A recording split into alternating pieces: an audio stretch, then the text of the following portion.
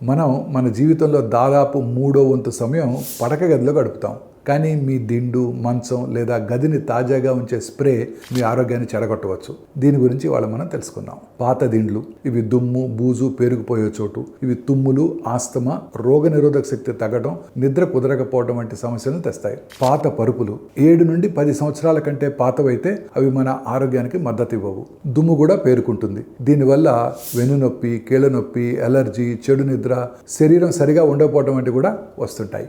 ఇక air fresheners, ఇవి రసాయనాలను విడుదల చేస్తాయి. ఇవి ఊపిరితిత్తులను ఇబ్బంది పెడతాయి, హార్మోన్ సమతుల్యతను చెడగొడతాయి, గదిలో ఉన్న గాలిని మరింత చెడుగా చేస్తాయి. ఈ సాధారణ వస్తువులు మీ శ్వాస, వెన్నెముక, చర్మము, మనసును కూడా క్రమంగా హాని చేస్తాయి.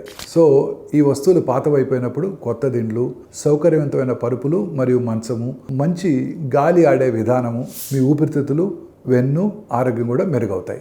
మంచి ఆరోగ్యం నిజంగా మన ఇంటి నుండే మొదలవుతుంది.